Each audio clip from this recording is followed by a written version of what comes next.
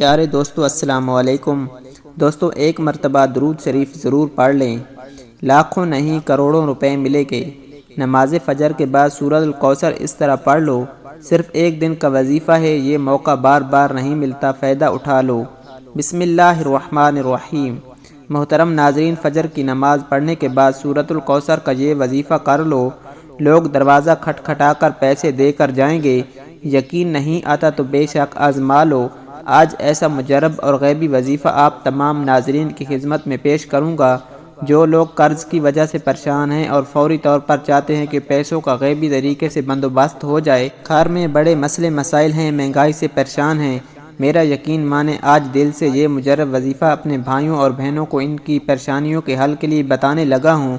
رزق اور دولت کا یہ مجرب وظیفہ ہے، جس ترتیب سے بتاؤں گا آپ نے اسی ترتیب سے کرنا ہے، اپنی طرف سے تھوڑی سی بھی آپ کو کمی پیشی نہیں کرنی، ورنہ آپ کا جو وظیفہ ہے اس کے جو اثرات ہیں وہ آپ کو نظر نہیں آئیں گے، الٹا آپ لوگ اپنا وقت ضائع کریں گے۔ تو اس لیے آپ لوگ جب فجر کی نماز پڑھ لیں، اب یہ ضروری نہیں کہ آپ کو فجر کے فوراً بعد ہی یہ وظیفہ پڑھنا ہے، یہ ضروری ہے کہ آپ نے صبح فجر کی نماز پڑھنی ہے اور فجر کی نماز کے بعد آپ نے یہ وظیفہ کرنا ہے۔ اس وظیفے کو کرنے کے لیے آپ نے پہلے نماز فجر ادا کرنی ہے اور پھر آپ نے جائے نماز پر بیٹھ کر یہ وظیفہ کرنا ہے۔ آپ لوگ یہ ویڈیو دیکھیں، کسی بھی وقت ویڈیو دیکھیں، یہ نہیں کہ آپ لوگ آج ویڈیو دیکھ رہے ہیں تو آج ہی یہ عمل کرنا ہے۔ کسی بھی دن جب آپ فجر کی نماز ادا کر لیں، سکون سے آپ یہ وظیفہ پڑھ لیں۔ گھر میں پڑھ سکتے ہیں، جہاں کہیں موجود ہیں، آپ مسجد میں ہیں، آپ گھر میں یا بغیر فجر کی نماز ادا کر رہے ہیں، کسی بہن بھائی کے پاس فجر کی نماز ادا کر رہے ہیں، اگر آپ کا وہاں دل چاہتا ہے تو آپ وہاں پر بھی یہ وظیفہ کر سکتے ہیں۔ یہ اتنا آسان اور اتنا مجرب وظیفہ ہے کہ آپ لوگ مسجد میں بھی پڑھ لیں۔ آپ کو گھنٹوں بیٹھ کر یہ وظیفہ نہیں پڑھنا، بلکہ کچھ منٹ لگیں گے۔ یہ وظیفہ پڑھتے ہی آپ لوگ معجزات کو اپنی آنکھوں کے سامنے انشاءاللہ دیکھیں گے۔ لیکن ایک میری بات آپ لوگ بڑی توجہ سے سمجھ لیں، آپ لوگوں کی جو شکایت ہے، ہم جب بھی وظیفہ پڑھتے ہیں وہ وظیفہ اثر نہیں کرتا۔ آج میں آپ کو بہت ہی خاص بات بتانے لگا ہوں پیارے دوستوں کہ آپ کا وظیفہ اثر کیوں نہیں کرتا۔ کچھ بھائی بہن کہتے ہیں کہ نہ ہم نماز چھوڑتے ہیں، کوئی وظیفہ ایسا نہیں کہ ہم نہ پڑھتے ہوں، ہر وقت کی نماز کے بعد وظیفہ پڑھتے ہیں، صبح بھی وظیفہ، شام بھی وظیفہ۔ تو آپ لوگوں کی سب سے بڑی غلطی یہ ہے، آپ لوگ ایک دن میں ایک سے زیادہ وظائف کو ہرگز نہ پڑھیں۔ بھلے آپ نوٹ کر لیں، ایک دن کا کوئی عمل ہے، ایک دن کا کوئی وظیفہ ہے، ایک دن کا ہی کوئی وظیفہ ہو، لیکن آپ تمام دوست ایک دن سے زیادہ ایک حاجت کے لیے جو وظیفہ آپ کو بتایا گیا ہے، روزانہ ایک وظیفہ پڑھیں۔ کسی بھی حاجت کے لیے ہو، کسی اور حاجت کے لیے آپ دوسرا کوئی وظیفہ پڑھ سکتے ہیں، لیکن آپ لوگ ایک دن میں ایک حاجت کے لیے بے شمار وظائف ہرگز نہ پڑھا کریں۔ پیارے دوستو، آپ لوگ یہ کیا غلطی کر جاتے ہیں کہ کسی ایک حاجت کے لیے بہت سارے وظائف ایک ساتھ پڑھ لیتے ہیں۔ تو پیارے دوستو، اس لیے مثال کے طور پر جب آپ کا کوئی رزق کا مسئلہ ہے، قرض کا مسئلہ ہے، تو اس قرض کے لیے آپ لوگ ایک دن میں آپ کو کوئی عمل بتایا گیا ہے کہ یہ ایک دن کا عمل ہے، تو پہلے پورا دن وہ عمل مکمل کریں، ایک سے زیادہ وظائف نہ پڑھیں، پھر اگلے دن دوسرا وظیفہ پڑھیں، تیسرے دن تیسرا وظیفہ پڑھ لیں۔ پیارے دوستو، ترتیب کے ساتھ وظائف پڑھا کریں اور جس تعداد میں بتائے جائیں اس طرح پڑھا کریں۔ وقت کی نزاکت کو مد نظر رکھتے ہوئے آئیے آج کے اس عمل کی طرف چلتے ہیں، لیکن اس سے پہلے اگر آپ اس چینل پر نئے ہیں اور آپ نے اس چینل کو ابھی تک سبسکرائب نہیں کیا تو خدا را اس چینل کو ابھی سبسکرائب کر لیں، کیونکہ ایسے بہت سے وظائف، بہت سے اعمال آپ کے حوالے ڈیلی بیسز پر کرتا رہوں گا۔ عمل کیا ہے؟ جیسا کہ میں نے بتایا کہ فجر کی نماز سکون سے ادا کریں، پھر اس کے بعد جیسے ہی سلام پھیر لیں، چاہے تو اسی وقت کر لیں یا تھوڑی دیر بعد کر لیں، لیکن بہتر ہے کہ آپ اسی وقت سکون سے یہ عمل کر لیں۔ باوضو مصلی پر بیٹھ کر آپ نے سب سے پہلے نبی کریم صلی اللہ علیہ وآلہ وسلم کی ذات مبارکہ پر درود پاک پڑھنا ہے۔ درود پاک آپ کوئی سا بھی پڑھ سکتے ہیں، آپ صلی اللہ علیہ محمد پڑھ لیں، آپ صلی اللہ علیہ وآلہ وسلم پڑھ لیں، یا آپ نماز والا درود ابراہیمی پڑھ لیں تو سب سے بہتر ہے۔ ایک بار ثواب کی نیت سے درود پاک میرے ساتھ بھی پڑھیے گا۔ اللہم صلی علی محمد وعلی آل محمد کما صلیت علی ابراہیم وعلی آل ابراہیم انک حمید مجید۔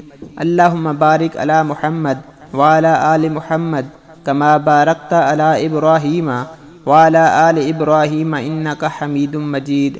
درود پاک پڑھتے ساتھ ہی فوری طور پر آپ نے سب سے پہلے اپنے مقصد کی نیت کرنی ہے۔ آپ میں سے جو کوئی جو بھی مانگنا چاہتا ہے مانگ لے۔ آج قبولیت کی گھڑیاں ہیں، آج تقدیر اور نصیب کے مقدر کا ستارہ چمک اٹھے گا۔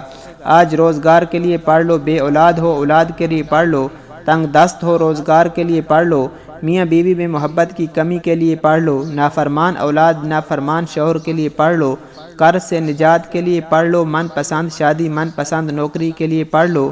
جس کی جو حاجت ہے، جو مقصد ہے، جو خواہش ہے، آج مانگ لینا۔ آج اگر آپ کو لگتا ہے کہ آپ کی کوئی حاجت ناممکن ہے، آپ کو لگتا ہے کہ یہ کسی صورت بھی پوری نہیں ہو سکتی، تو آپ نے صرف اپنے مقصد کی نیت کرنی ہے۔ اپنے مقصد کی نیت کرتے ساتھ ہی فوری طور پر آپ نے ایک بار اعوذ باللہ من الشیطان الرجیم بسم اللہ الرحمن الرحیم پڑھ کر وظیفے کا آغاز کرنا ہے۔ پھر فوری طور پر آپ نے اپنی آنکھوں کو بند کر لینا ہے اور پوری توجہ اور دھیان کے ساتھ اپنے مقصد کو ذہن میں رکھتے ہوئے پہلے نمبر پر آپ نے لا الہ الا اللہ محمد رسول اللہ پہلا کلمہ آپ نے پڑھنا ہے۔ جب آپ لوگ ایک بار پہلا کلمہ پڑھ لیں، پھر کلمہ پڑھنے کے فوراً بعد ہی آپ نے سورۃ الکوثر بڑے ہی مجرب وظیفہ پڑھنا ہے۔ اب آپ نے سب سے پہلے سورۃ الکوثر کو پڑھنا ہے۔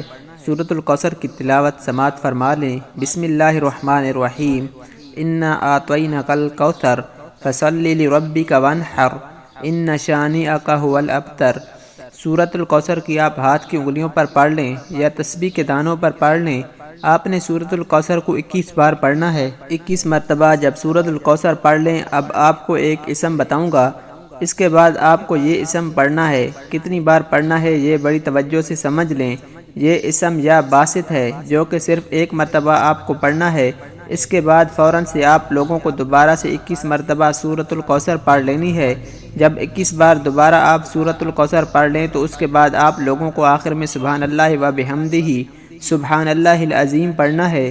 کیسے پڑھنا ہے توجہ کیجئے۔ سبحان اللہ و بحمدہ سبحان اللہ العظیم، سبحان اللہ و بحمدہ سبحان اللہ العظیم، سبحان اللہ و بحمدہ سبحان اللہ العظیم۔ اس ترتیب سے آپ نے ہاتھ کی انگلیوں پر یا تسبیح کے دانوں پر پڑھ لیں۔ آپ نے 21 مرتبہ سبحان اللہ و بحمدہ سبحان اللہ العظیم پڑھنا ہے۔ آپ یہ عمل بتائے گئے طریقے سے پڑھنے کے بعد آخر میں وہی درود پاک پڑھ لیں جو آپ نے عمل کے شروع میں پڑھا تھا، اور اس کے بعد آپ کا یہ وظیفہ یہ عمل مکمل ہو جائے گا۔ درود پاک پڑھنے کے بعد اپنے ہاتھوں کو جس طرح دعا کے لیے اٹھاتے ہیں اس طرح اٹھا لیجئے اور پھر اپنے دونوں ہاتھوں پر پھونک ماریے گا۔